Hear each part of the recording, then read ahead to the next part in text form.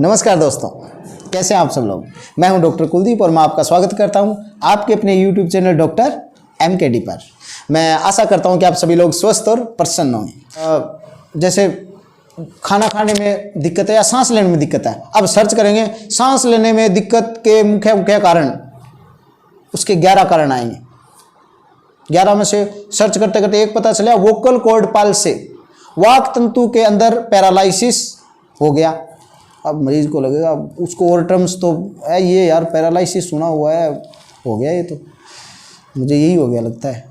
अब वो डॉक्टर के पास जाएगा इधर उधर पता करके कि अच्छा वाक तंतु के पे है, तो उसके दिमाग में बसा हुआ है सांस को, उसको नॉर्मली कोई और है, अस्थमा है या कोई और डिजीज है, डॉक्टर ने ट्रीटमेंट लिख दिया, सही ट्रीटमेंट है, लेकिन मरीज को आराम नहीं आ रहा। पेशेंट के पेट में कुछ थोड़ी सी स्वेलिंग हो गई है, हो सकता है वो एब्डोमिनल वाल पर हो। पेशेंट ने सर्च किया पेट के में आने वाली सूजन के मुख्य कारण, उसमें 8-10 फिर आ गए, उसमें से कोई एक हो गया, कोई बड़ा रोग आ गया, उसका नाम अब उसमें सर्च करके फंस जाता है। और फिर वो डॉक्टर घूमता रहता है, जांचें करवाता रहता है, और ये चीज़ कॉमन हो गई है। कई बार पेशेंट एक्सेसिव सर्च करने के बाद, जैसे रोग क्या है, मेरे अंदर लक्षण क्या आ रहे हैं, अच्छा ये रोग है, इसमें ये दवाइयाँ चलेगी, अब ये दवाइयों के ये नाम है और इसके ये साइड इफेक्ट है।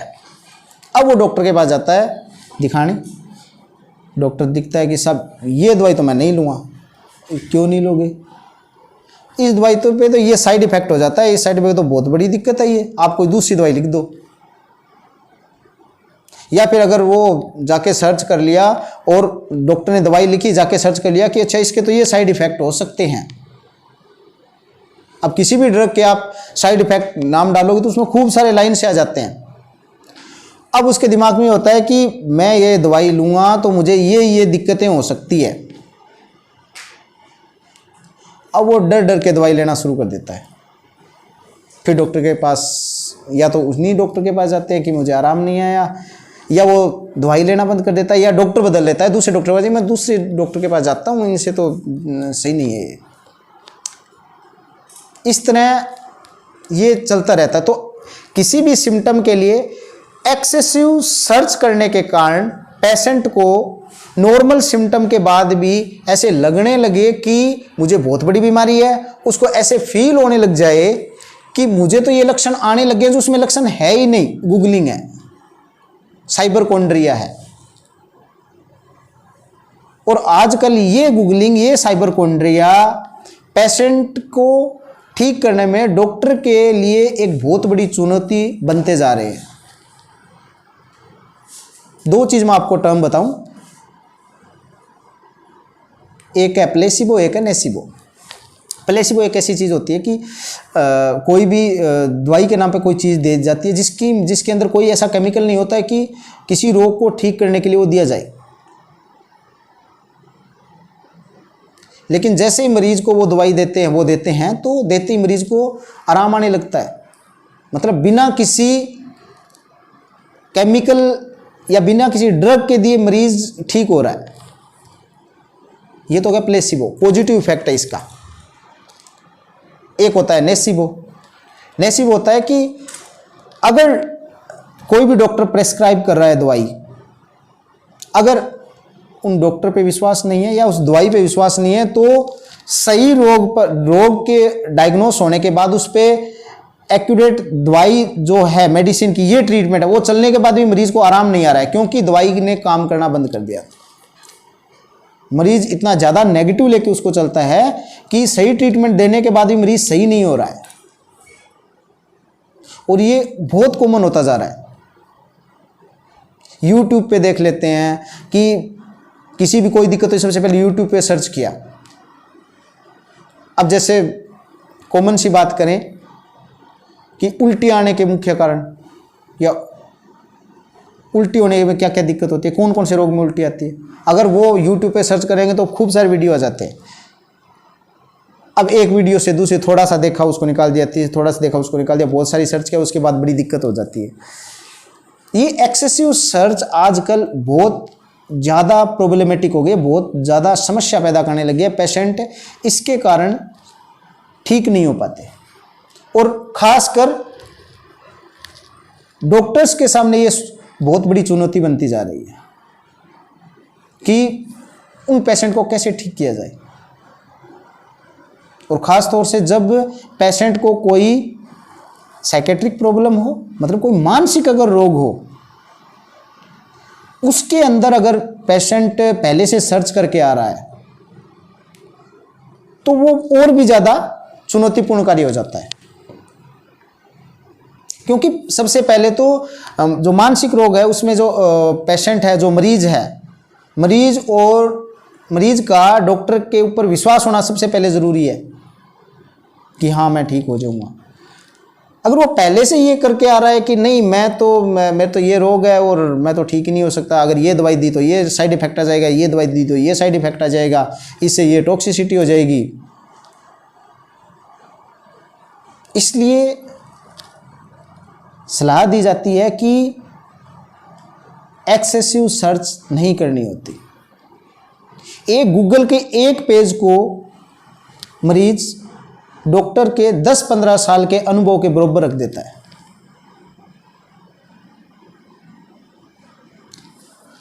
डॉक्टर अगर किसी को ट्रीटमेंट दे रहा है, मान लो कोई ड्रग प्रेस्क्राइब कर रहा है किसी रोग के लिए, उसमें बहुत सारे एस्पेक्ट देखने होते हैं, बहुत सारी चीज़ें देखने होती है। मरीज का वज़न कितना है तो उसके हिसाब से उसकी डोज डिसाइड करें, मरीज को कोई दूसरा रोग तो नहीं है, मरीज के दूसरी दवाइयाँ तो नहीं चल रही है, मरीज लंबे समय से तो दवाई कोई और नहीं खा रहा है, मरीज के क्योंकि जैसे दवाइयाँ दो तरीके से निकलते हैं, या तो लीवर के थ्रू पास होती है, गट के थ्रू, नाल के थ्रू, या फिर पेशाब के थ्रू, मतलब गुर्दों किडनी के थ्रू निकलती है। तो उसकी ये दोनों चीज़ काम तो नहीं कर रही है, ढंग से तो काम कर रही है। इतनी सारी सब चीज़ें देखने के बाद कोई दवाई दी जाती है कि इनके ये दवाई अपने को देनी चाहिए, लेकिन मरीज़ देख के आ जाता है कि भाई हाँ ये दवाई है और ये तो मैं लूँगा और ये नहीं लूँगा, और यहीं से दिक्कतें शुरू हो जाती है। अब इस गूगलिंग से कैसे बचें, इस साइबरकोंड्रिया से खुद को कैसे बचाएं? सबसे पहले अगर कोई लक्षण आता है तो उसको जो रेयर डिजीज है उसके बारे में ना सोचें, सबसे पहले सर्च करना बंद करें। अपने नज़दीकी कोई भी अस्पताल है उसके अंदर जाएं, डॉक्टर से परामर्श लें। सेकंड, डॉक्टर अगर जो भी मेडिसिन प्रेस्क्राइब कर रहे हैं उसके बारे में भी सर्च नहीं करना है, उसके बहुत ज़्यादा साइड इफ़ेक्ट क्या है ये वो नहीं। आपने देखा होगा अगर कोई आप ड्रग का सर्च करते हो कि साइड इफ़ेक्ट क्या, उसके जैसे 7-8 साइड इफ़ेक्ट दे दिए, उसमें आगे नहीं लिखा होता ये कितने % है, कि इस साइड इफ़ेक्ट के आने के कितने % चांस है, इस साइड इफ़ेक्ट आने के कितने % चांस है, इस साइड इफ़ेक्ट के आने के कितने % चांस है, या ये साइड इफ़ेक्ट ड्रग की डोज रिलेटेड है या फिर टाइम रिलेटेड है, या इसका सिर्फ ड्रग के शरीर के अंदर जाने से ही रिलेशन है, डोज से या टाइम से नहीं है। बहुत सारी चीज़ें होती है जो साइड इफ़ेक्ट जो आते हैं किसी भी ड्रग के, वो डिपेंड करते हैं बहुत सारी चीज़ों पर। खुद को गूगलिंग से बचाएं जिससे कि आप समय पर उपचार ले सकें और आपको खुद को और डॉक्टर को उपचार के अंदर आने वाली समस्याओं का सामना नहीं करना पड़े।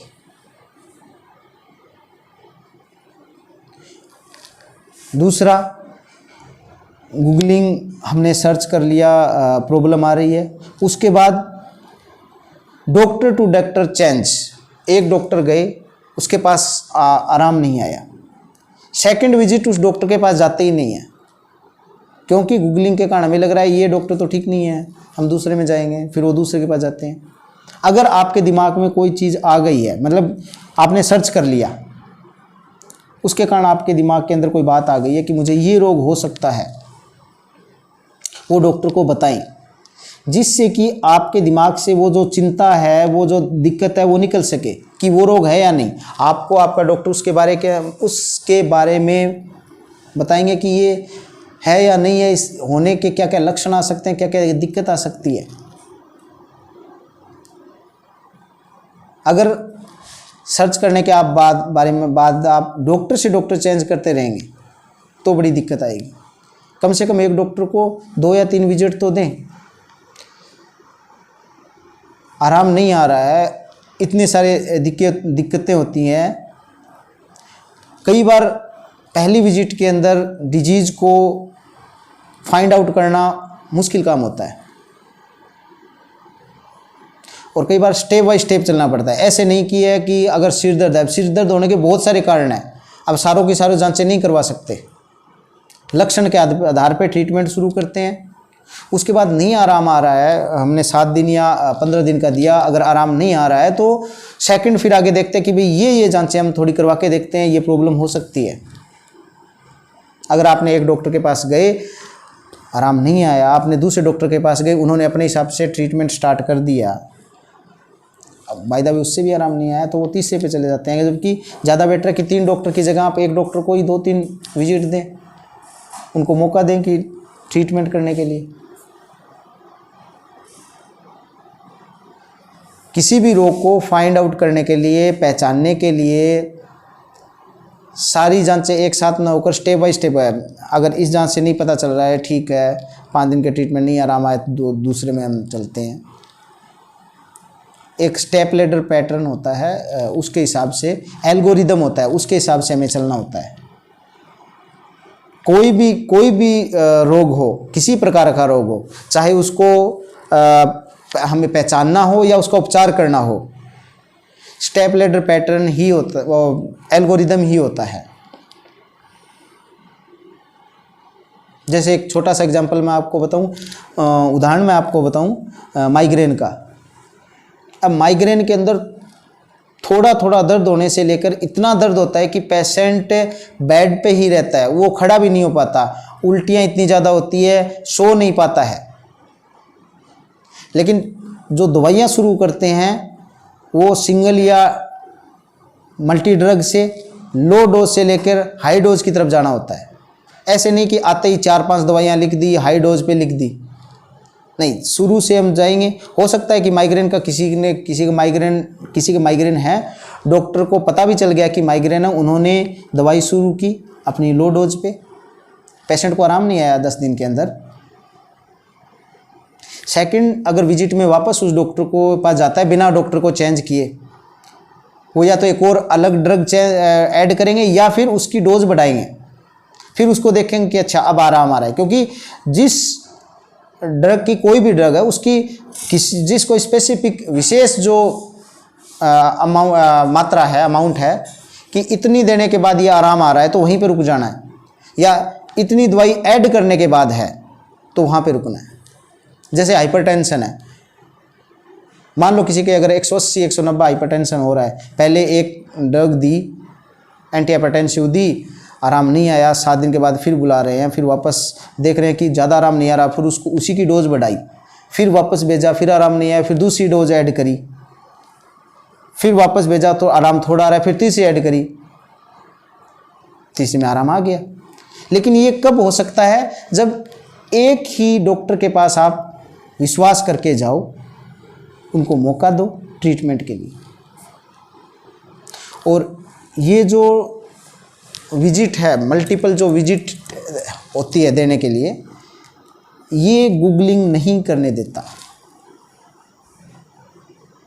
गूगल सर्च किया हुआ पेशेंट बार बार डॉक्टर टू डॉक्टर चेंज करता रहता है। वो डॉक्टर टू डॉक्टर जाता है, जांचें करवाता रहता है, मन के अंदर है वो रखता रहता है, वो किसी डॉक्टर को जाके बताता नहीं है कि ये प्रॉब्लम है मुझे, मेरे दिमाग में ये चल रहा है। जैसे अगर किसी को गले में दिक्कत है और उसके पड़ोस में अगर कोई कैंसर का पेशेंट रहा है गले का, और वो गूगल पे भी सर्च किया और कहीं पे उसको मिल गया कि अच्छा गले में अगर दिक्कत आ रही है तो उसको ये गले की कैंसर हो सकती है। अब वो चाहे वो ENT के डॉक्टर के पास जाए, काना गले के डॉक्टर के पास जाए, फिजिशियन के पास जाए या एंडोक्राइनोलॉजिस्ट के पास जाए, उसके दिमाग में जब तक ये चलेगा मुझे कैंसर हो सकती है, उसको रोग कुछ नहीं है, एसिडिटी के कारण उसका गला खराब रही है, स्मोकिंग के कारण उसका गला खराब रह रहा है, लेकिन उसके दिमाग में उसको ट्रीटमेंट दिया, ठीक नहीं हो रहा, क्योंकि अब उसको क्या है, एंजाइटी हो गई है, उसको वो इस चीज़ के कारण डिप्रेशन में जा रहा है, उसको सारे लक्षण और ज़्यादा होते हैं, क्योंकि डिप्रेशन में भी हाइपोकॉन्ड्रियल सिम्टम्स आते हैं, वो आने शुरू हो गए। अब मरीज जब तक ये नहीं बताएगा कि मुझे लग रहा है कि मेरे गले में कैंसर है, और जब तक उसका ये प्रॉब्लम है उसको सोल्व आउट नहीं करेंगे, तब तक मरीज ठीक ही नहीं हो सकता। वो एक छोटे से रोग के कारण बड़े बड़े शहर में बड़े बड़े हॉस्पिटल की विजिट करके हज़ारों रुपए खराब कर देते हैं, खर्च कर देते हैं, जबकि वही रोग अपने नज़दीकी अस्पताल के अंदर कोई भी पीएचसी सीएचसी पे वो ठीक हो सकता है, लेकिन एक्सेसिव सर्च के कारण और बहुत ज़्यादा सोचने के कारण मरीज ठीक नहीं हो पाता। इसलिए मेरी आपसे यही रिक्वेस्ट है कि गूगलिंग करना बंद करें, एक्सेसिव सर्च करना बंद करें, और अगर कोई लक्षण आता है तो कोई भी आपको दिक्कत लगती है तो डॉक्टर के पास जाएं, उनसे परामर्श लें, और जो ट्रीटमेंट दिया है उसको विश्वास करके उस ट्रीटमेंट पे रहें। और अगर आपको अपने उपचार करने में दिक्कत आती है तो डॉक्टर के पास जाएं और उसको वो प्रॉब्लम बताएं, न कि गूगल पर जाएं।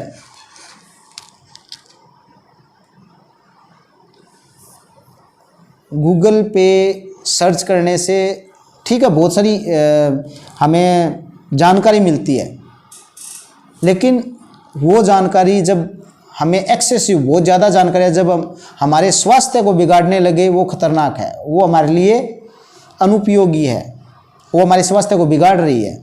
इसलिए मैं फिर से आप सब लोगों से अनुरोध करता हूँ कि ज़्यादा सर्च ना करें और टाइम रहते अपने डॉक्टर के पास विजिट करें। धन्यवाद।